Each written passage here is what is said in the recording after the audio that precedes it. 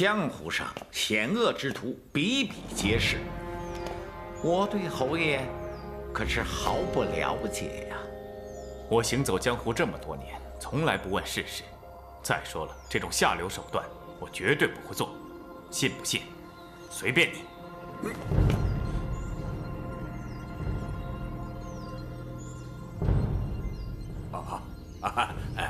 两位都别激动。侯爷，顽石道长完全是因为掌门的惨死，急着要追出真凶。在言语上有些冒犯，请侯爷包涵。我想，他绝对不会认为是侯爷下的毒。随便你，你们到底想说什么？直说无妨。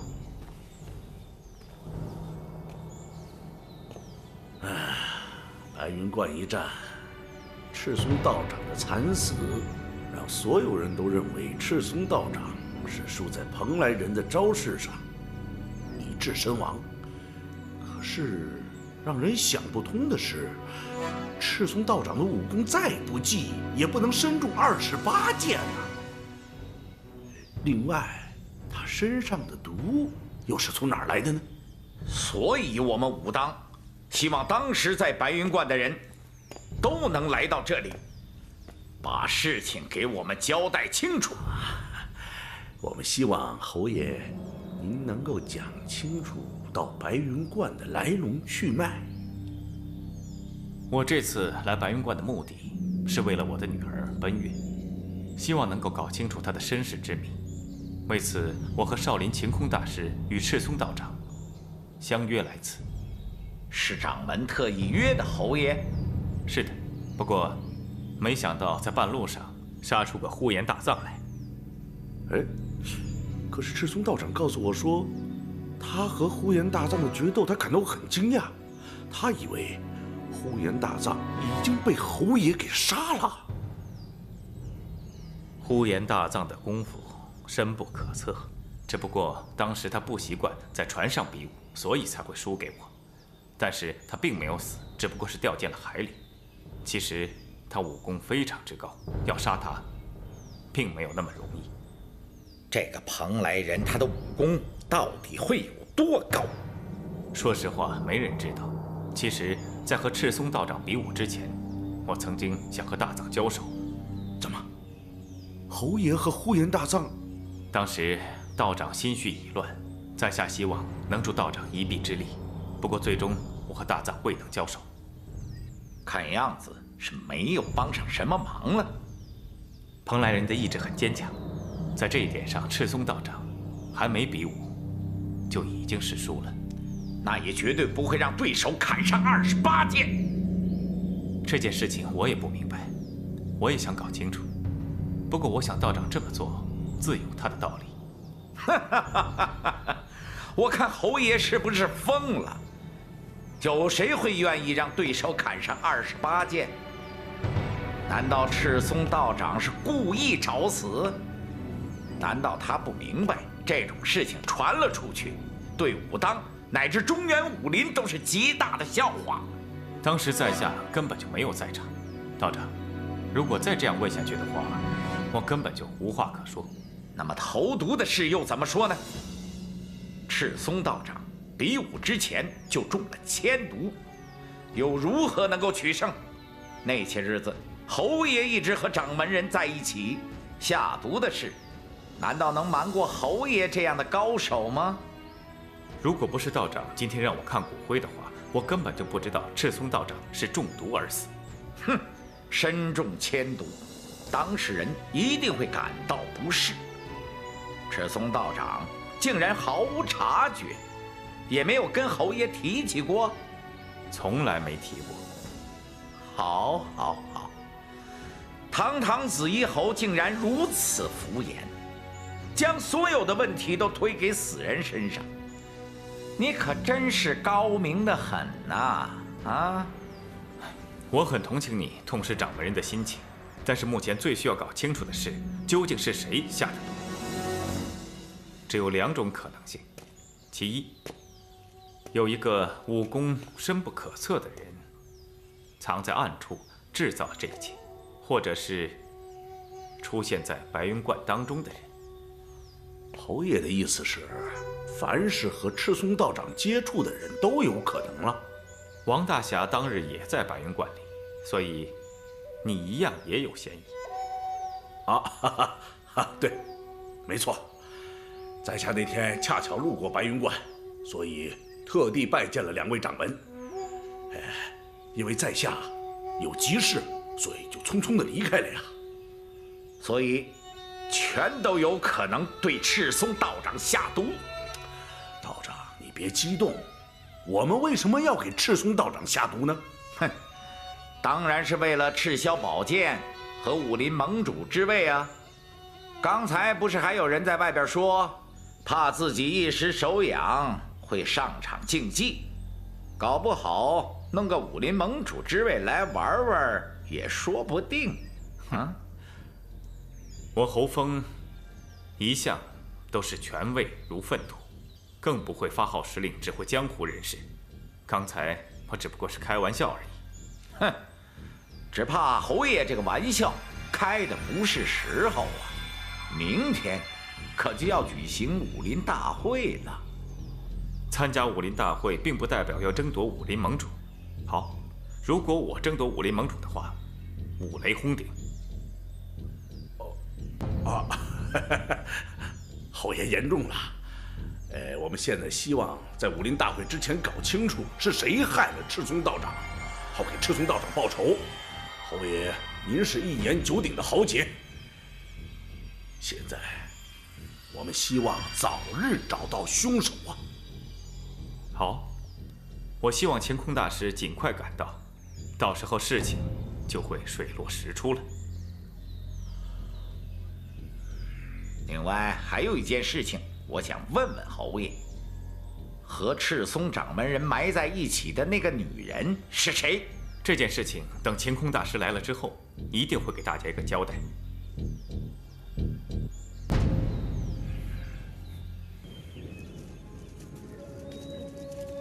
不用着急，这儿离白云观不远了。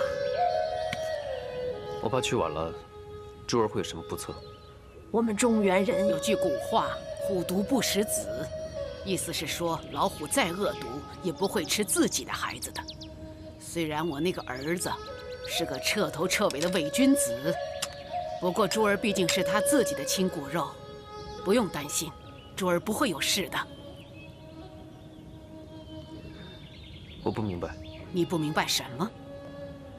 珠儿和您都是性情中人，为什么您的儿子却……我一生最后悔的事情，就是当年为了让他学好武功，在王颠很小的时候就把他送到岐山老祖那里。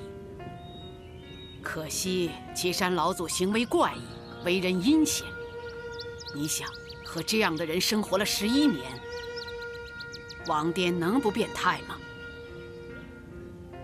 这不能怪您，您只不过是想让自己孩子学上乘武功。其实，就算学会了武功，又有什么用呢？这世上有多少人不会什么武功，不是一样安然无恙吗？有了武功，天天打打杀杀，你死我活，这样好吗？但是如果不会武功，那不是被人欺负啊？如果他没学会什么武功，也许我的家还在呢。这些都是命中注定的。哼，更荒唐的是，他现在还是什么武林正派，简直就是彻头彻尾的欺世奸雄。不过这次我来中原，才发现，所谓正派都是小人，反而邪派却有不少豪杰。所以你才跟我们邪派混在一起。你真的很喜欢我的孙女儿？我问你，是不是真的喜欢我的孙女儿？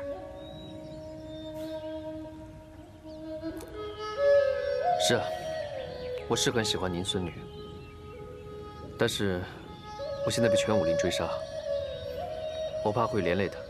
这个你不用担心，有白水宫做你的后盾，你怕什么？你们俩的婚事，我做主，珠儿就许配给你了。多谢奶奶。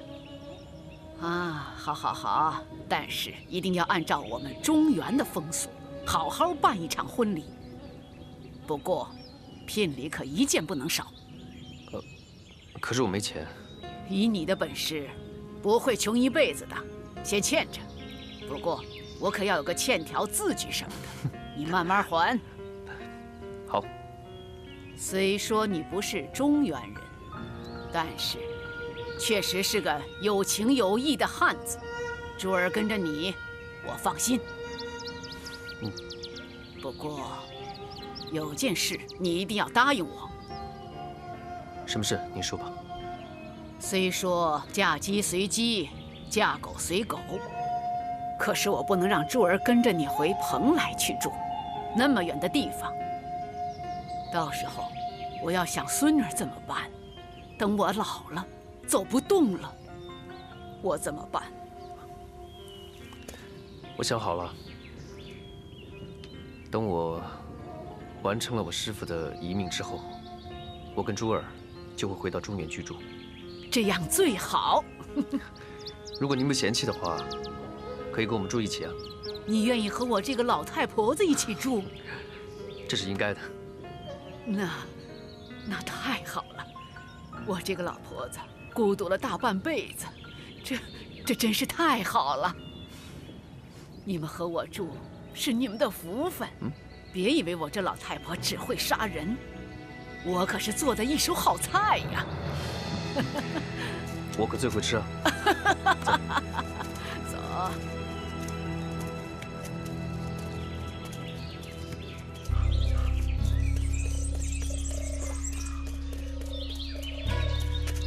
前面就是白云观前院，虽然我来过，可这里地方很大，也不知珠儿被关在哪里。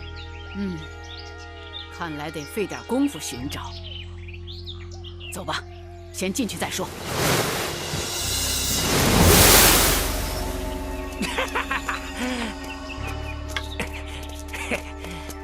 土聋子啊，你怎么来了？哎，你们前脚刚走，我后脚就出来了。圣母派你来的？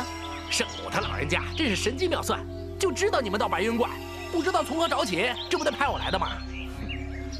说那么多废话，还不如带我们进去。哎，你人怎么不识抬举？算了算了，他也是着急要找到我那宝贝孙女，你多担待点儿。你让他客气点。你这个土中神龙，不会是现在才来吧？切，等你们，黄花菜都凉了。什么意思？我呀，在这都打听3天了。那你一定有所发现。天底下还有我土龙子找不到的地方吗？哼，这么说，你知道珠儿关在哪里？那当然。哎，说实话，这白云观里涌了这么多牛鼻子老道，找个人还真不方便。虽然他们武功不怎么样吧，还总是白天黑夜的弄一帮人巡逻什么的，真是烦死了。你就别卖关子了，珠儿到底在哪儿？这个嘛，不好意思，我刚才冒犯你了。这还差不多。现在可以说了吧？哎，地道已经挖好了，你们2位跟我来就是了。怎么，不相信我？这个地道可是我花了1天的时间才挖好的。你真的确定？不是我不信任你，只是……这是什么呀？我告诉你，这趟差事我是100个不乐意。自从我们土灵丢了以后，所有弟兄们都在家老老实实的吃斋3个月。啊？你说我能愿意出来吗？要不是圣母非让我出来，我才不干呢。现在倒好，这地方也找着了，这地洞也挖了，却碰见2个不识抬举的。你妈也信不信？等牛鼻子发现我们，什么都干不了了。请你前面带路。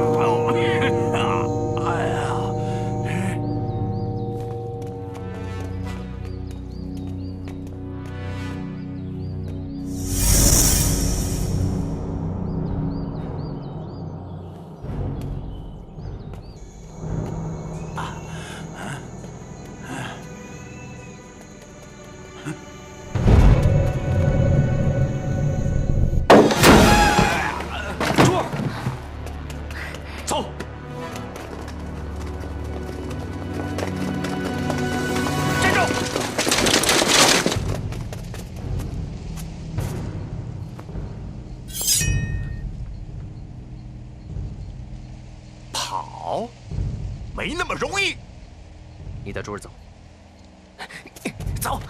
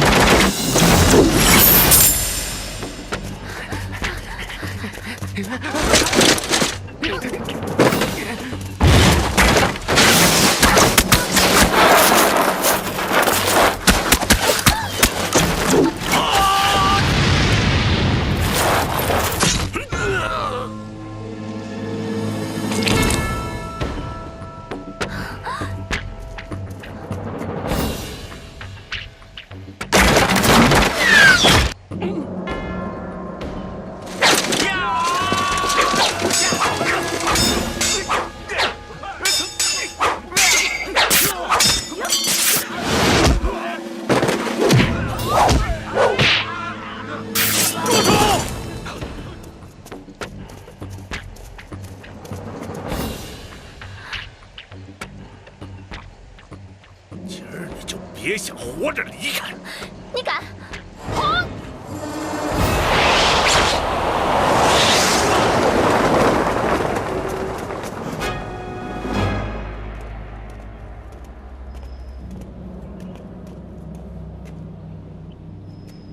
按照我们武当的规矩，这2个人杀死了我们武当弟子4人，应当立即处死。不过，你们都是黄河狂侠的亲人，该怎么处置，看王大侠怎么说喽。哼，王大侠，好一个黄河狂侠，武林正派的领袖，不过是个逢场作戏、阳奉阴违的伪君子。别说了，按照常理，我应该叫你一声娘，我应该好好孝顺你。可是你却加入魔教，助纣为虐，与天下武林为敌。为了武林的正义，我只能大义灭亲了。好一个武林正义！你是我生的，我养的，你是什么货色，我还不知道。在别人面前，你还能耍耍把戏骗人，在我这里，你就别再胡说了。哼！好，我已经跟你说过了，我们的母子关系已经不存在了，再见面那就是仇人。有你这么个儿子，也是我的耻辱。当初送你到岐山老祖那里学功夫，是希望你能成为一个真正的大侠。可是没想到，你却学会了一肚子坏水回来。行了，够了！你能不能放下？能不能离开邪教，离开那个白水宫？你不但自己不离开，还把珠儿也拉下了水。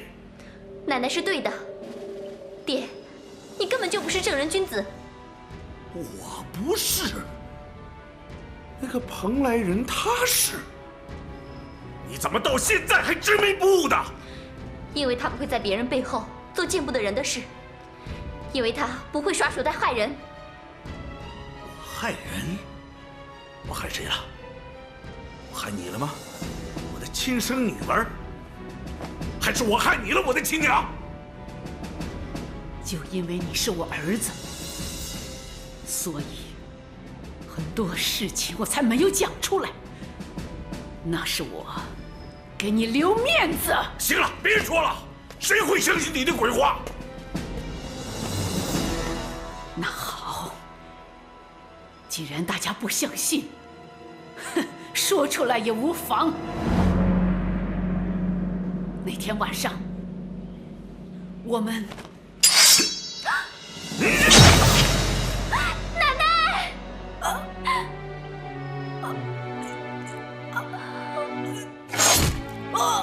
奶奶！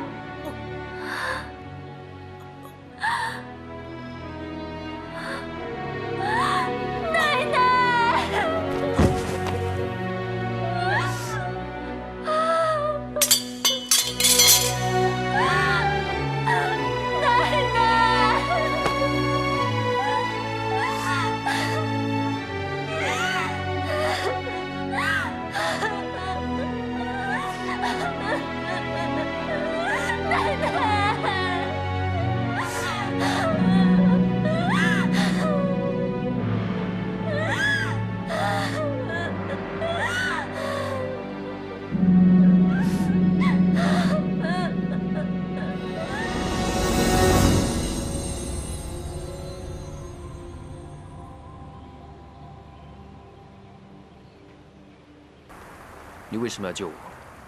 为什么不等我把珠儿救出来？等你把她救出来，恐怕你这条小命也没了。我死又何惧？现在不仅没有救出珠儿，土龙子被杀，王大娘被抓，我这样回来，那简直不如去死。你以为你这样就是男子汉大丈夫了吗？我救你，你不感恩也就罢了，但是你别忘了，你的使命是什么？我的使命就是把珠儿救出来。你的使命是拿到赤霄宝剑，而我的使命是要争夺武林盟主。你既然欠我的人情，你现在必须还上，所以你必须帮我夺下武林盟主之位。那你当初为什么要放我去救珠儿，还要赔上王大娘和土龙子？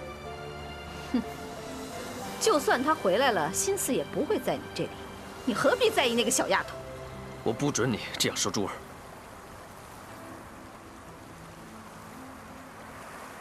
我派人帮你，是怕你遇险坏了我的大事。如果你偷偷的把人救出来也就罢了，没想到你还打草惊蛇。你为了那个丫头这么做，这么冒险，值得吗？你简直是冷血，没有同情心。我要夺宝剑，也不是为了帮你夺武林盟主。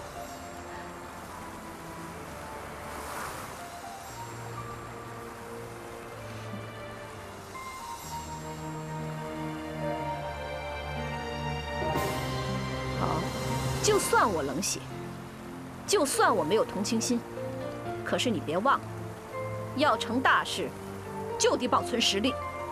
这个不用你来教训我。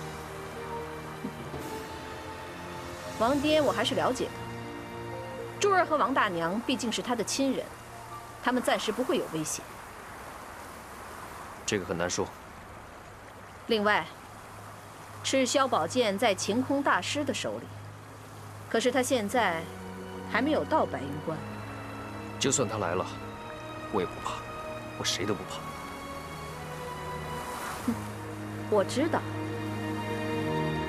等老和尚一到，天下武林第一流的高手全都到齐的时候，你要夺回赤霄宝剑，你有没有算过你要打多少个硬仗？我再说一遍，我谁都不怕。那你至少也要学会聪明一点吧。我不是你的仆人，你休想利用我。胡言大造！你别鬼迷心窍！我跟你说吧，你欠我的人情必须还上。你救珠儿只能坏事。对我来说，现在最重要的就是救珠儿。你别再过问我的私人感情。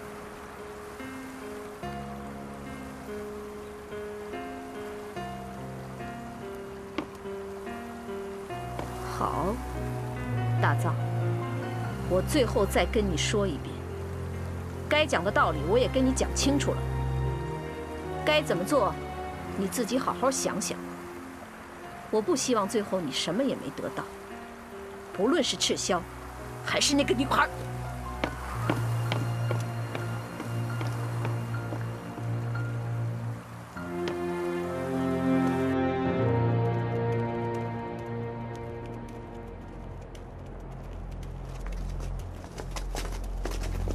什么人？在下方宝玉，这位是奔月姑娘，我们是来参加武林大会的。请问紫衣侯是不是已经上了白云观？你们和紫衣侯什么关系？我们和紫衣侯是一起的，因为有事情来迟一步。有何凭证？我何必骗你们？最近武林各派都上了白云观，也有一些不孝之徒想浑水摸鱼，我们武当没请的人一律请回。牛鼻子，给我让开！姑娘，别为难在下。有本事你们动手啊！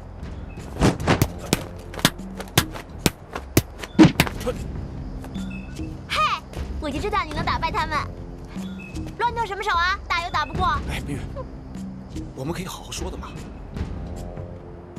在下绝无恶意，我们的确是和紫衣侯一起的，得罪了。走吧。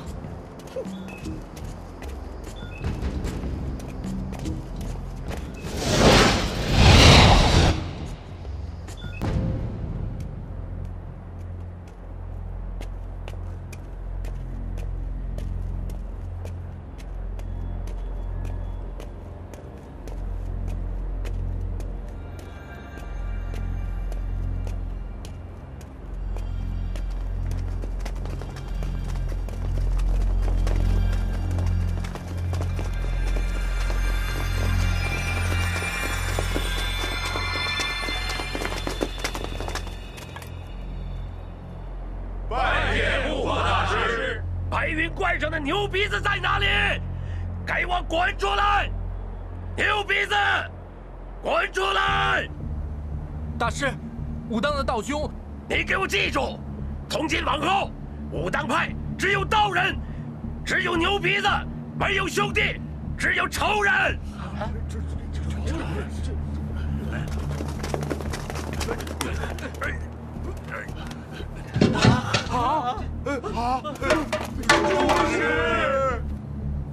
住持已经圆寂了，是被武当的贼人害死的。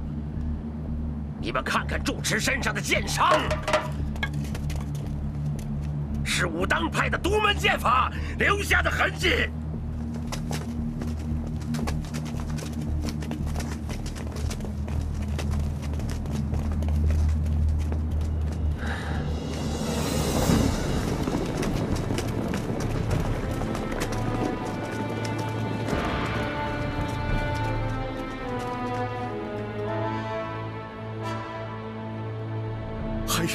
没想到上次在白云观，竟是见大师的最后一面呢。究竟发生什么事了？是啊，这到底怎么回事啊？怎么回事？他这是明知故问。牛鼻子，我今天扛着师兄的遗体上白云观，就是来讨个公道。你别血口喷人！你算个什么东西？也太放肆了！你，青天大师，请息怒。哼！我师兄秦空在少林闭关，没想到却遭到了你们武当的毒手。你们的住持死了，凭什么就断定是我们武当所为？有剑伤为证，你别想赖！哼，凭着几道剑伤就说是我们武当所为？我还本想去问问少林住持，我们赤松道长是怎么死的。牛鼻子，我大师别冲动，宝玉知道大概的情况，千万别冲动。不可妄动，说得轻巧。哼，凶手可曾想过不可妄动？武林大会之前害我掌门，让我少林经受灭顶之灾，是谁下了这样的毒手？哼！我们武当掌门赤松道长究竟是怎么死的？我还正想找你们这些臭和尚问个清楚呢。就算你不来找我，我也会去找你的。你，哎，两位都别激动，凶手是十分歹毒，我们一定要找到真凶。既然大家都见了面，有话好好商量啊！我看这样，能不能让晴天大师到里面慢慢说？哼！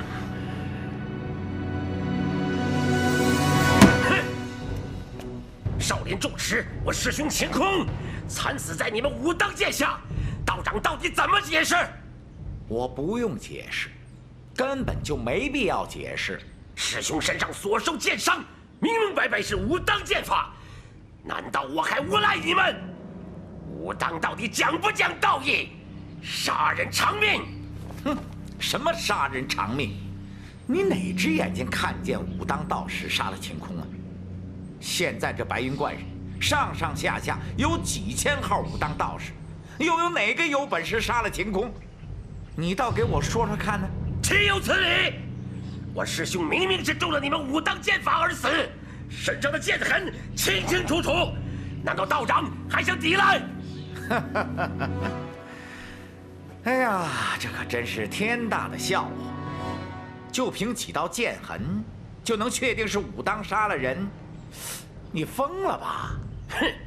现在的武当和昔日的泰山北斗本来就不可同日而语，少了赤松道长，就更没了那仅有的一点正义之气和大家风范。我看这白云观上，倒是充斥着不少丧心病狂的疯子，就像你一样。你大师说话客气点，这里容不得你撒野。你大家先消消气，有话好好说，别激动。坐下，坐下。好了，今天你们少林死了人，大师扛着尸体，当着全天下武林人士的面，矛头直指武当来兴师问罪，实在是欺人太甚。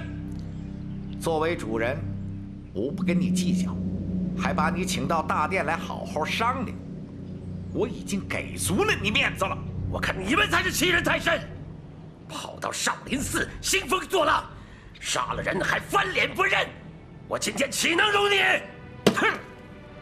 别人怕，我根本就没把你放在眼里。你，两位，冷静，此事绝没有那么简单。没错，晴空大师身上的伤确实是武当剑法无疑。普天下能用武当剑法伤得了少林掌门的人，我相信恐怕也没几个。至于说凶手在不在白云观，还请戴主持慢慢追查。侯爷，你这话是什么意思啊？难道说是我故意隐藏凶手？我告诉你们，如果我们武当有这样的高手，你们早就身首异处了，没什么好讲的。你们少林寺死了人又怎么样啊？我还没问问你，我们赤松道长的死是怎么回事呢？你，白云观之约是晴空请我们掌门人去的，结果呢，却跑出来一个蓬莱人来。赤松道长比武落败也就罢了，但是不但丢了性命，而且还被砍了28剑。遗体惨不忍睹，堂堂武当掌门就这样让人给埋了，而且还埋在一个不清不楚的女人身边。你们到底安的是什么心？要不是我们武当弟子及时赶到，将掌门遗体运回武当火葬，恐怕到现在也没人知道赤松道长是身中千毒而死。你们这些死牛鼻子不得好死！赤松道长已经惨死，你们不让他入土为安，反而挖了他的坟，掘了他的墓。你们算什么正直忠义的武林豪杰？你们算什么中原武林的英雄豪杰啊！你啊，奔月姑娘，赤松道长是被人毒死的。要不是武当的人把道长的遗体火葬，恐怕这个阴谋永远也不会有人知道。到底是谁下的毒呢？当初在白云观上的每一个人都有嫌疑，也包括你们少林主持。住口！我看你才像下毒的阴险小人。你，喂，两位说话请三思，千万不要这么冲动。这件事情并不是那么简单。赤松道长之事确实疑点重重。不过我知道，赤松道长和晴空大师交情很深，而且晴空大师一生光明磊落，绝对不会做出这种事情。如果道长你说这样的话，恐怕有损武当的名誉。哼，光明磊落，笑话！我告诉你，之前我已经给足了你们面子了，今天索性就撕破脸皮。你以为我们武当是聋子是瞎子？你以为你们少林的住持偷偷摸摸的抬着一个女人上白云观，我们武当就一无所知是吗？你们究竟想干什么？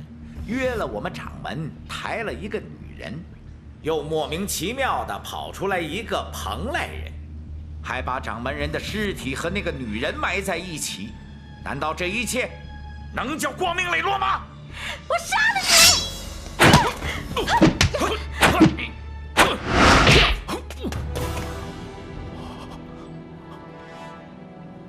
没事吧？晚辈贸然出手，还请戴掌门恕罪，也请戴笠掌门能够冷静一些，一切事情都可以好商量。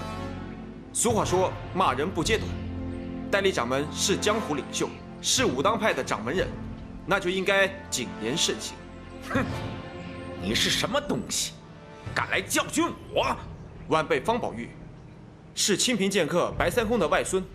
哦，原来是方少侠。失敬，想必胡不愁和少侠渊源非浅吧？胡师兄是在下的知己。宝玉，你长大了，还学了一身好武功，你外公的在天之灵会感到欣慰的。白大侠的后人有如此的进步，确实是可喜可贺呀。不过，今天在这大殿上，我们有更重大的事情。武当和少林的掌门都死了，双方又都怀疑是对方所为，这事情的确是十分难办。这事儿要是传出去，就更糟糕了。不知侯爷您有什么想法？啊，不妨直说你有什么想法。我哪有什么办法呀？我只是希望大家在武林大会之前有一个了断，不要影响了推举武林盟主的大事。推举这个词用得好，少了一些霸气，多了几分和谐。好，在下倒是有一个办法，也许能解决双方的矛盾。有什么办法？我们武林中人，以往在武林中有任何解不开的疙瘩，都以比武的方式来解决。今天，不妨也可以用这个办法嘛。那可不行，少林、武当两大门派乃是泰山北斗，如果要搞得两败俱伤，对武林和中原都没有好处。当然不会是两败俱伤了，比武有比武的规则，又不是生死决斗。我看，侯爷，你和我就做一个公证人，让武当和少林来一个真正的比试，双方点到即止，不能痛下毒手，输者要听从对方的处置。少林求之不得，武当难道会怕你？不行，如果两方中的任何一方赢了，就可以随意处置对方，这样可不能算公平。侯爷，您不用担心，在下所谓的处置，是指输的一方要在自己的地方给对方掌门设置灵堂，操办祭奠，并且行3拜9叩的大礼，从此双方的恩仇一笔勾销。这么说，两位掌门的死因就不必再追查了吗？当然不是了，查可以慢慢的来嘛。我们比武的目的，就是要在查明之前，双方不要有仇杀。不论是武当还是少林，都是练武的人，只要在武功上分出高低，那就能约束众人。哎，我这也是权宜之计呀。好，就在这白云观上比。如果我输了，这大殿就让你改了灵堂。那你现在就回去准备吧。哼！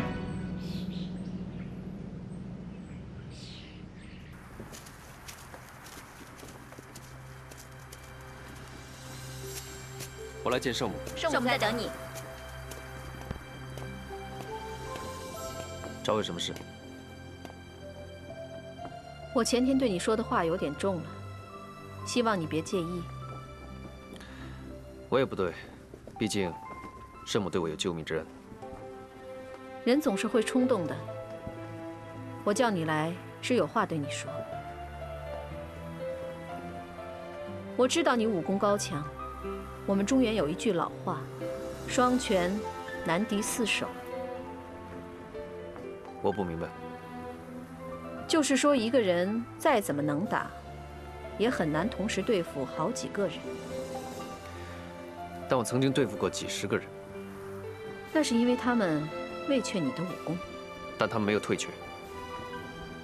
他们在没有出手之前已经退下阵来。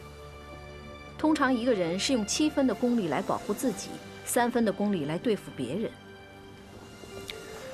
你是想说，当一个人害怕的时候，这3分攻击都无法完全发挥？世界上没有几个人不怕死，你是极少数的，你能活到今天已经算奇迹了。夺宝剑救珠儿的事，凶险实在是太大了。没人能阻止我。是的，救人呢是另外一回事。我记得你离开白水宫的时候，我曾经告诉过你，遇到事情你一定要多想一想，能智取的时候千万不要动。难道你忘了吗？没时间想那么多，尤其是救人的时候，更没时间去想。如果说为救珠儿而死，我觉得值得。我记得你离开白水宫的时候，我曾经告诉过你，遇到事情你一定要多想一想，能智取的时候千万不要动。难道你忘了吗？没时间想那么多，尤其是救人的时候，更没时间去想。如果是为救珠儿而死，我觉得值得。我知道你不怕死，可是你不要忘了，我们这次来到白云观非同小可，如果一步走错，全盘皆输。毕竟我们面对的是整个武林。这是你们五行教的事，跟我无关。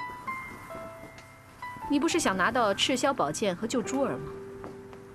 我答应你，只要你能帮我得到武林盟主之位，我就将赤霄宝剑送给你。你想我怎么做？我让你这段时间听我的吩咐。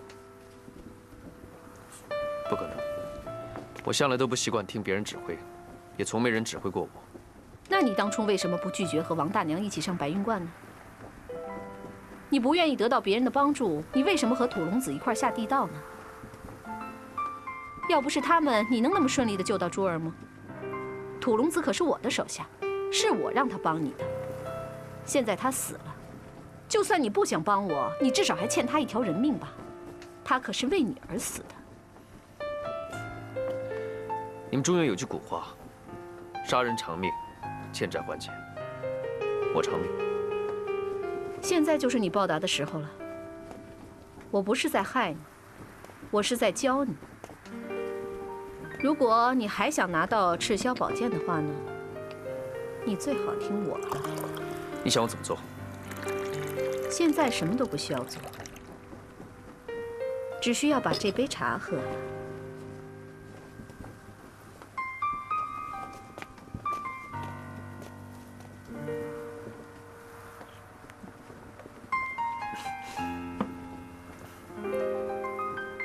你看着我干什么？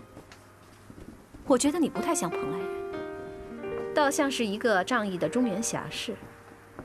我是蓬莱剑客，我在那里长大。那你的父母是谁呀？我师父。自从我有记忆之后，就只知道我师父。那你身上的纹身也是他刺的吗？我跟你说过，是。那你怎么从来没跟我说过你是跟师父长大的呢？现在你知道了。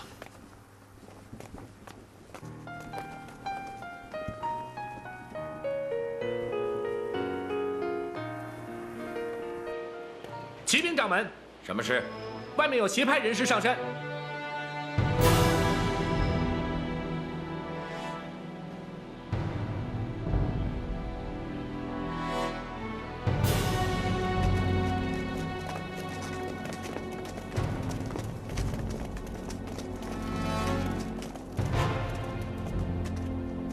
武林正邪，势不两立。你好大的胆子，竟敢独闯白云观！不用跟他废话，先宰了他再说。宰了他！宰了他再说。杀我不难，不过杀了我，你们这些人谁也别想活着离开白云观。五行神教已经合并，白水圣母已经把你们白云观团团围住，谁要敢轻举妄动，人人不得好死！别听他的，杀了他再说。杀了他！杀了他！杀了他！当年，我们就曾重创过魔教。今天，我们一样不会放过你们。哼，想动手也不用着急嘛。俗话说，两国交战不斩来使，我是来下战书的。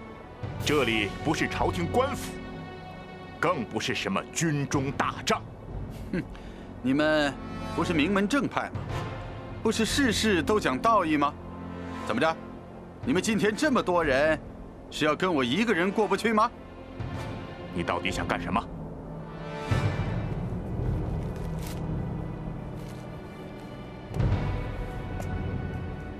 这是白水圣母的亲笔信。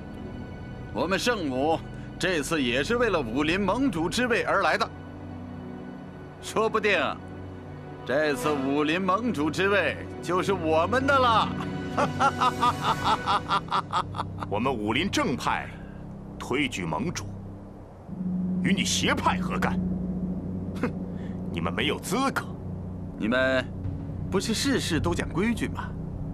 我们也是武林中人啊，论声势，论武功，今天的五行神教无人可比。难道你们害怕了，不敢和我们动手？你们不配。你们全是一群胆小鬼，只会关着门自己玩。什么少林派、武当派，全是吓唬人的。我看是不敢跟我们较量吧？道不同，不相为谋。我们武林正派推选出盟主之后的第一件事，就是剿灭你们魔教。如果让魔教当了盟主，那我们这仗跟谁打呢？谁打？你们呀，也就是会耍耍嘴皮子，想和我们五行神教作对，那真是自寻死路。是吗？我听说前2天，在我们的后院还杀死了一只大老鼠。听说是你们五行教养的？我们土龙子就是死在你们的手上，这个仇我们一定要报他。咱们走着瞧。杀他！杀他！杀他！静一静，大家静一静。我们就放他一马。这个战书我们接了。如果你们敢胡作非为的话，我们绝对不会放过你们。杀！杀！杀！杀！好，杀！告辞。杀！杀！杀！杀！杀！杀！杀！杀！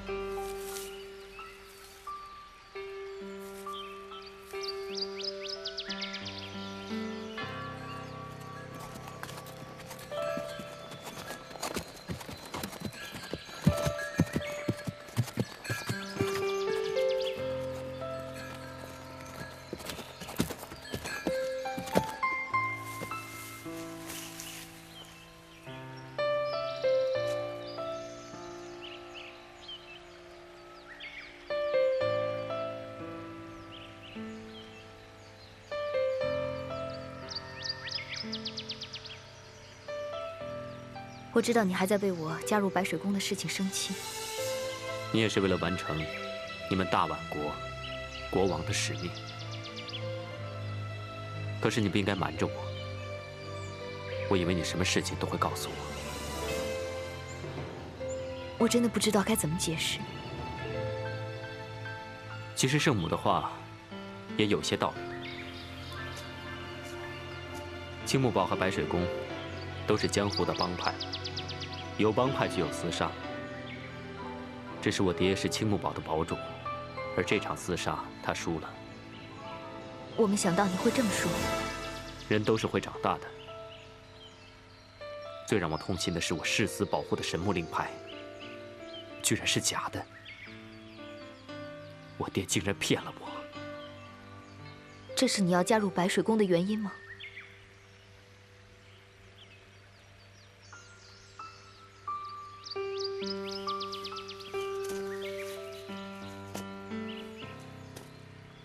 因为你还没有完成使命，我要帮你。在一切成功之后，我要带你一起走。你不信我？不是，是因为我很感动。我做了那么多对不起你的事，你还愿意为了我归顺圣母。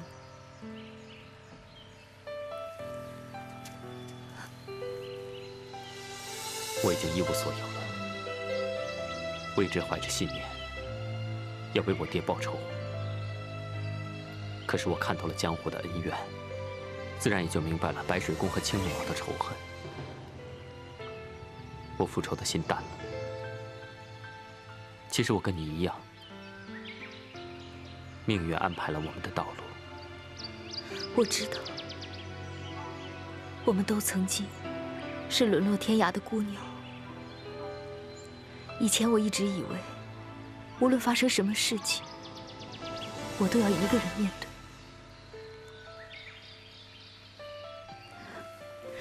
现在我有了你，虽然我不知道这世上什么才是真的，至少我不会忘记我们三人曾经结拜过。至少这件事是千真万确的。答应我一件事。今后无论你做什么，想什么，一定要告诉我。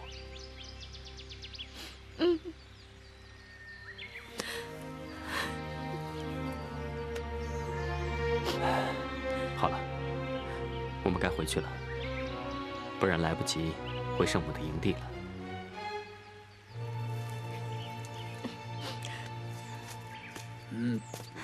你又来偷酒了？二位，不好意思啊，打扰你们的雅兴啦。怎么你们认识啊？这位是金祖阳金大侠，紫衣侯说他的剑法是武林天下第一。这位是木狼神君，怎么你会在这儿呢？我是追个人，跑到这儿来，就被你的酒香给勾到这儿来了。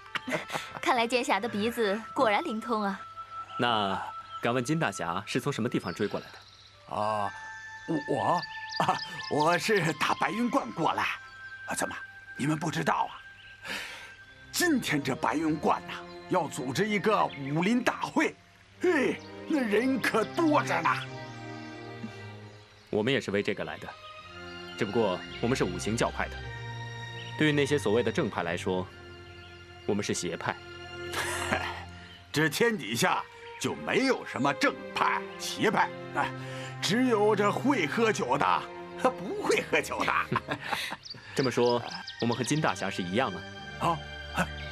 我们是同道中人呐。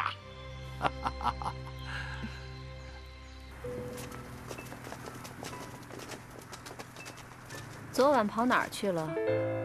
什么都瞒不过圣母的眼睛。这有什么好瞒的？你们比原定的时间晚了2天，肯定是游山玩水去了。不过我也不是什么都能看得到的，比如说，我就看不透你木狼的心。我既然已经答应为白水宫效力，就绝不会食言，对圣母也绝无二心。有没有二心也无所谓。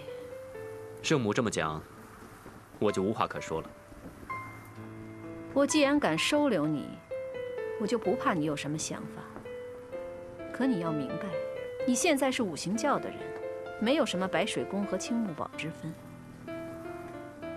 我们只有团结起来，才能够有办法去对付中原武林的人。如果我们之间要是不团结，互相猜疑的话，得利的只有少林、武当那一帮人。我明白。明白就好。现在大敌当前，你们2个除了用心做事之外，还要记住一件事情。请圣母吩咐。大藏的武功很高，我希望他能帮我夺得武林盟主之位。你的意思是让他出手去对付白云观那些高手，是吗？不完全是，到时候我们也会出手的。现在白云观上高手如林，如果我们要成功，是不能硬拼的。我们今天还碰到了金祖阳，那个家伙武功确实不错，圣母也认识他，曾经交过手。不说那个醉鬼了，现在大藏的心思都在救珠儿身上，我怕他到时候会分心，害了自己。我不太明白您的意思。如果比武的时候，白云观拿珠儿要挟大藏，你们说大藏会有心思打吗？如果真是这样，大藏一定会分心的。那就可能会惹来杀身之祸。这就是我最担心的。看来我们真的要好好想一想。你们知道为什么我要把白云观围起来，不轻易上山的道理了吧？一来是希望你们跟大藏好好解释清楚，二来是希望给我们点时间，能商量出个计划来。圣母，大敌当前，我相信大藏应该知道自己该做什么。那倒未必。这个小子要是冲动起来，是谁的话都不会听的，只会按自己的意愿办事。所以我希望你们两个能好好的劝劝他。还有，更重要的是，有你们两个很冷静的人在他身边提醒他，我就放心了。我们知道该怎么做了。木狼，我知道你和大藏的关系最好，他什么都愿意听你的，所以你更要好好的帮他。这不仅关系到武林盟主赤霄宝剑的事，更主要的是关系到他的性命。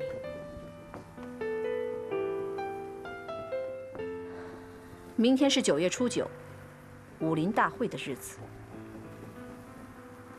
我明白了。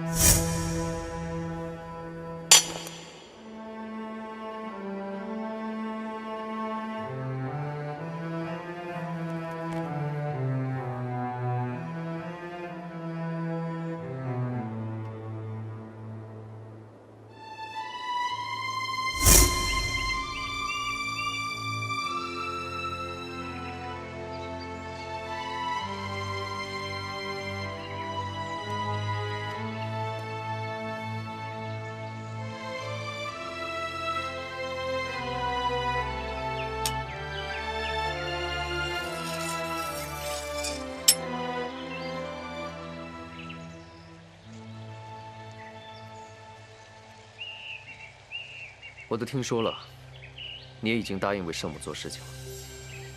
这没什么，只要不违背自己的利益，为白水宫做事又有什么关系呢？也对，反正那些所谓的武林正派也要追杀你。别扯我了，我和托神倒是很担心你。没什么好担心的。我和圣母谈过了，有些事情我觉得他说的很有道理，我们是不可以硬拼的。明天不一样，真刀真枪的比武，投机不得。话是不错，不过还要讲究方法。我不明白，这种比武就好比车轮战，越早上台的人，面对的对手就越多，很艰苦。所以通常各大门派派出的人都是举足轻重，而且武功不会太差。那这跟我们蓬莱的比武方式不一样，我们都是直接向对手挑战的。所以你一定要小心，如果有人向你挑战，你绝对不可以应战。那我该怎么做？盯着你主要的对手，看他行动，你再决定。到时候你听我的就行了。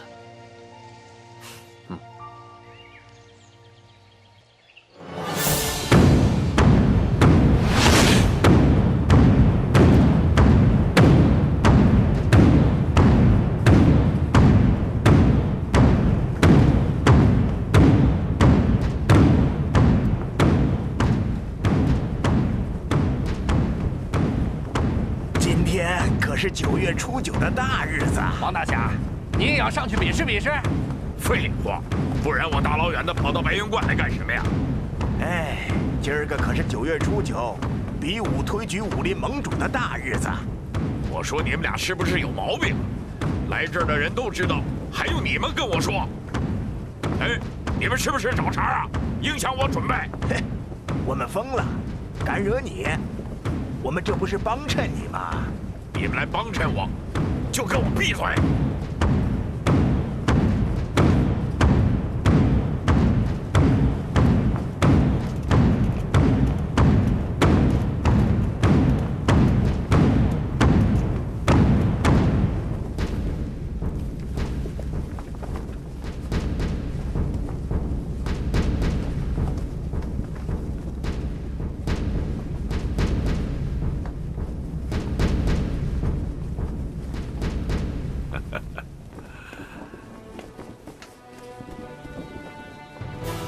诸位武林同道，今天是选举武林盟主的日子，相信诸位从各地赶来，都盼望着这一刻。想必大家都知道，最近江湖上发生了很多事情。武林盟主武当的掌门赤松道长不幸仙逝，少林主持晴空大师更是莫名惨死。这一变故已引起少林和武当的一些误会，所以今天在选举之前，少林和武当已经同意双方要进行一场比武，用我们武林中人最能接受的方式来化解矛盾。胜者有权要求对方摆设灵堂，披麻戴孝，为死去的掌门祭奠。少林和武当弟子在这场比武之后，严禁再动手寻仇，否则所有武林同道都有责任对滋事者严办，杀无赦。这是一场公平的比武，双方点到为止。在座的各位都将是见证人。哎呀，点到为止。要是止不住怎么办呢？就是，晴天和顽石过招，打急了谁敢上去劝架？那不是找死吗？搞什么名堂？不是说选武林盟主吗？怎么变成了武当和少林的仇杀了？哎，对呀，说的有道理。各位，武当和少林的弟子，两大门派，分别是我们中原武林的中流砥柱。大家千万不要冲动。如果还没有搞清楚事实真相的时候，就已经结下冤仇的话，这样对中原、对大家都没有好处。今日的比武，乃是权宜之计。之后，我们一定会把事情查清楚。我们的掌门人，就是被这些少林臭和尚害死的。对，就是少林害死的。胡说！是你们害死了我们方丈大师。对，是你们害死的。大家先冷静一下。今日的比武，其实是为了消除大家心中的怨气，并不是代表可以互相残杀。如果今天谁要是让我看到主动伤害别人的话，我会第一个阻止。在下紫衣侯，希望今天和在以后的日子里，可以搞清楚事情的背后到底是谁在捣鬼。请大家放心，我一定会查个水落石出，向两大门派的弟子做个交代。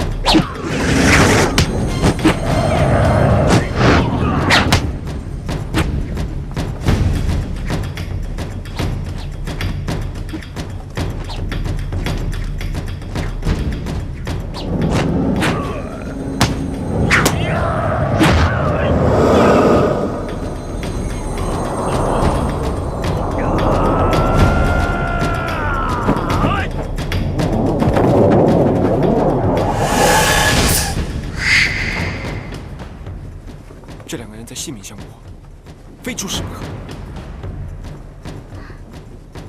这真希望擎天大师赢了那牛鼻子。再这么下去，一定非闹出人命不可。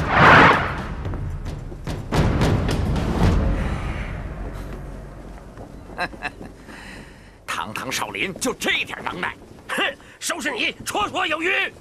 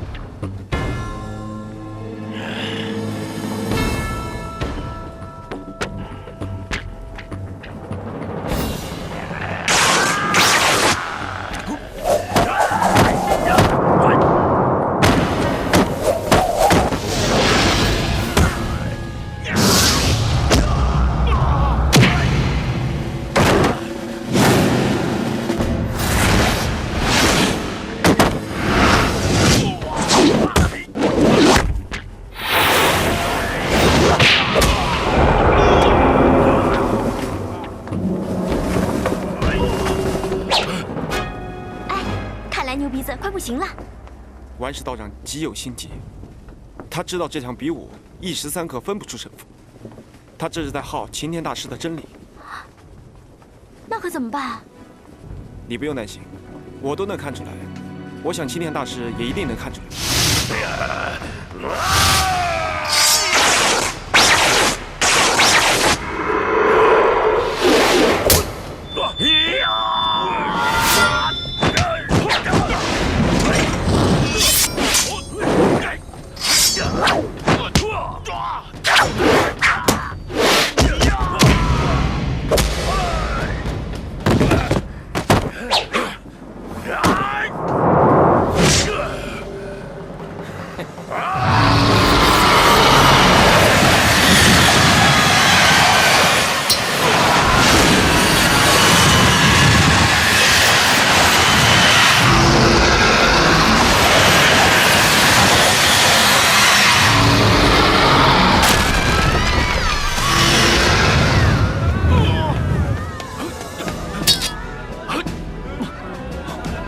大师，点到为止，不可伤人。拿剑来！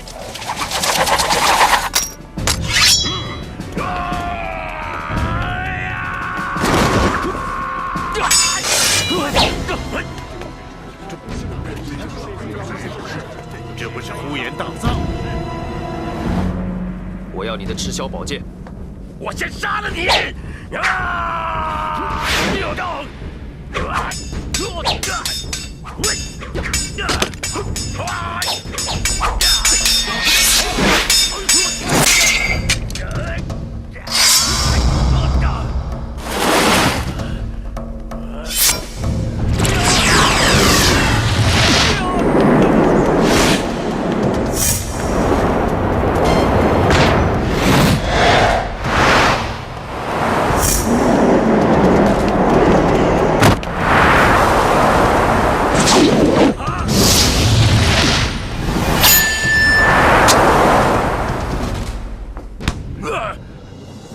你能破我的剑法？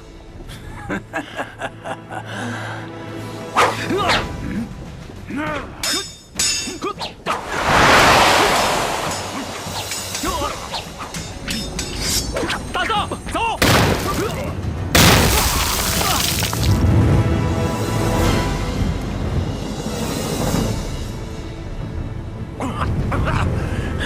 ！3天以后就是你的死期！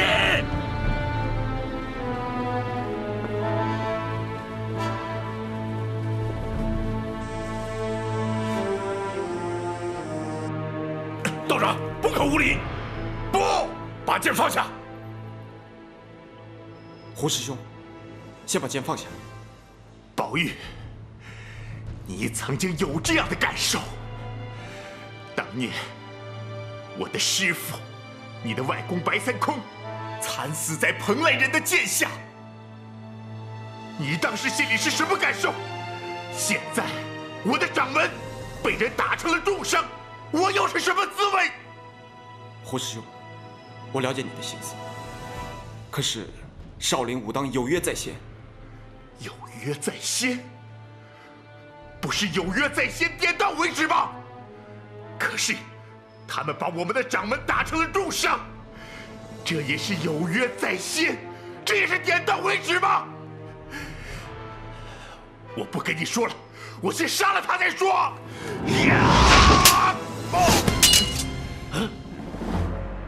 你这点功力打不过他的。胡师兄，胡师兄，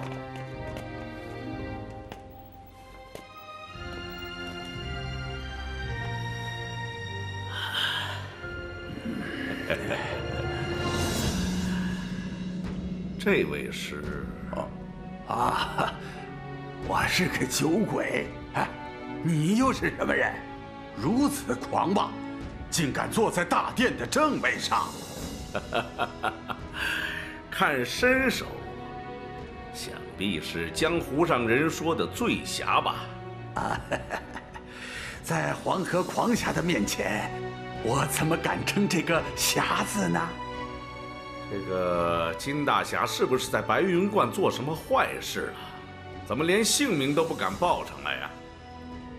就是因为我什么事情也没做，否则赤松道长就不会死了。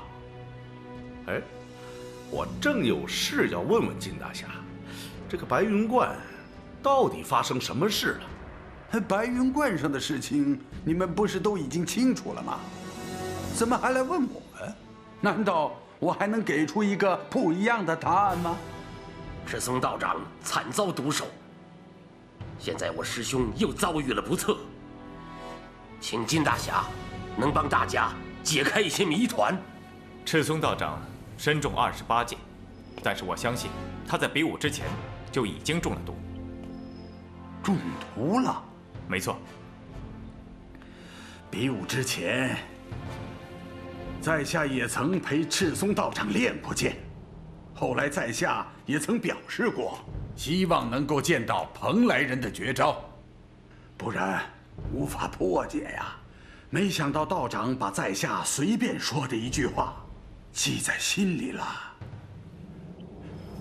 原本道长是不会死的，如果他交出了赤霄宝剑，那么他就是对全天下的仆役；如果他比武输了，又不能交出赤霄宝剑，那么他就是自食其言呐。赤松道长一辈子一诺千金，让他出尔反尔，还真不如死了。可是这依旧不能解释道长为什么身上中了那么多箭。这既然都是个死，那为什么不能死得有意义一些呢？你的意思是赤松道长是自己找死？赤松道长的身上留有28道剑痕，他是想让在下清楚地知道呼延大藏的绝招，以便寻找破解之法呀！荒谬之极，简直是一派胡言！这武当怎么找了你这么一个大笨蛋当掌门呢？你说28剑给你留下了破解之谜，你有什么证据？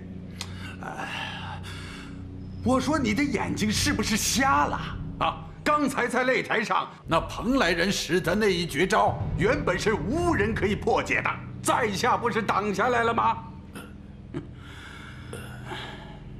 虽然紫衣侯曾经见过一次，而且也给在下演练过，但那毕竟是在船上。呼延大藏的绝招已经完全走了样，所以才败给了紫衣侯啊。可赤松道长身上的伤就不同了，从伤口的方向、深度都很准确地反映出这一招的力道。为了让在下清楚地看到这一招，赤松道长他撑到了临死的最后一刻。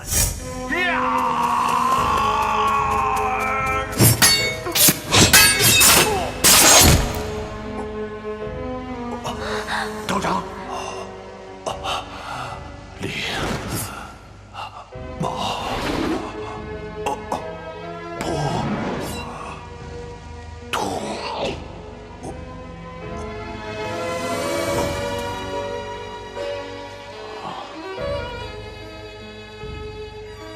道长他是死意已决，他是想用身体来给我们一些线索呀。什么线索？是想从这些伤痕上看出呼延大藏的招数，以便让我们找到破解的方法呀。起初我还一直不明白，赤松道长临死时为什么非要说出这4个字。顽石道长，你能够明白吗？哼，那是纯阳剑法的第10招式。道长还是蛮用功的嘛。赤松道长临死时挣扎着要告诉在下，就是在面对对方的绝招时，自己所使用的招数。他是想让在下清楚地明白，在整个对阵的一刹那的过程啊。武当剑术最讲究的是观察对手在出招时的变化，但是这次赤松道长先让自己出招，很明显是为了留下剑痕，让大家知道。这种气魄啊，你们在座的谁有？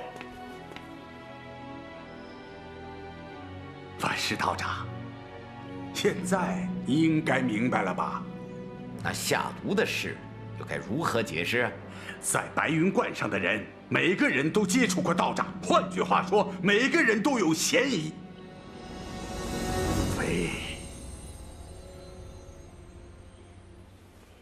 除非什么？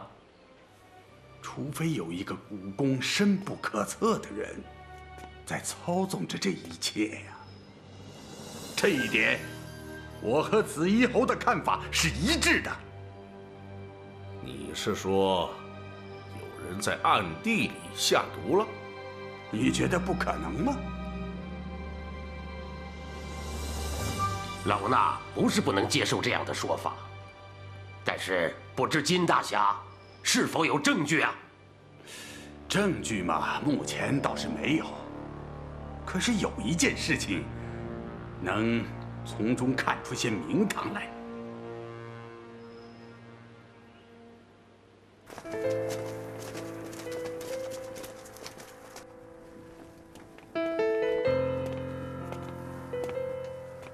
你太冲动了，不是跟你说要听我的命令吗？要我取消比武？我们知道你很想得到赤霄宝剑，可是白云观上高手如云，就算你赢了王颠、紫衣侯，可是还有金祖阳呢。今天方宝玉的功夫绝对不可小视。这还是在明处的，在暗处的高手更是如离。你为什么一定要硬拼呢？我来中原只有一件事，就是拿到宝剑。无论对手多强，我都不能退缩。没有人让你退缩，只是跟他们硬拼，实在太没有意义了。我们都知道你不怕死，可是你还要救珠儿。如果你有什么意外，那珠儿怎么办？就算你救得了他，又能怎么样呢？我当初答应你救珠儿，完全是因为看在王大娘的面子上，毕竟珠儿是她的孙女。可是你呢，非亲非故，非要从人家爹手上把人给抢过来。你成功了，全天下人都会追杀你；要是不成功，你的小命就只能丢在白云观了。你答应让我救珠儿，让王大娘、土龙子帮我，完全是为了骗我来白云观。我所做的一切，都只不过是帮你夺取武林盟主之位。我何须骗你呢？只要你知道赤霄宝剑在白云观，你自己都会来。我们的对手太强大了，所以我们只能智取，不可以强夺。大藏，木兰跟圣母说的对，你还是不要太冲动了。我们两个人的目标是一致的，只要你肯听我的，你我就都会成功。像你今天这样冲动的出手，实在是不应该。以后这样的错误，不允许再犯了。那你希望我怎么做？我希望你不要打这一仗。如果你实在非要打的话，给我带上一样东西。什么东西？杀人神水。只要你按住底部的机簧，神水就会弹出来。就算晴天有3头6臂，他也会死无葬身之地。这种东西我不要。现在不是讲规矩的时候。你真的以为那些人是正大光明的吗？你还真以为是自己剑术高明杀了赤松队吗？你别做梦了。你记住，江湖上只有成名和活着的英雄，没有仁义和死了的英雄。我要的是公平比武，真正的决斗。可是你从来就没有过这样的比武。你和紫衣侯在渤海之滨的决斗，你被迫在海上交手，结果你输了，险些送命，这公平吗？还有，你和赤松的比武，赤松是因为之前就被人下了毒，结果他死了，你赢了，这样的交手也公平吗？你别做梦！大藏，你还是好好考虑考虑吧，别忘了珠儿还在等你，你不可以有任何闪失的。别人怎么做我不管，我不会做这种欺骗的事情。你这是自己骗自己。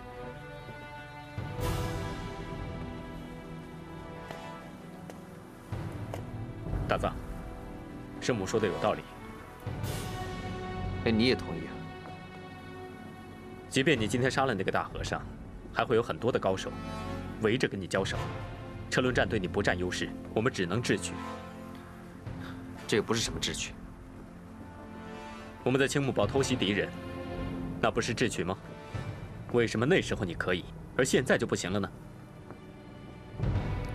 怎么都好，反正我不会那么做。只有你会那么做。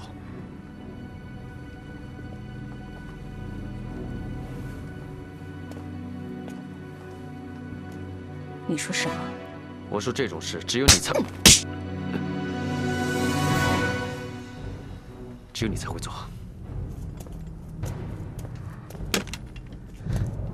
大藏，大藏！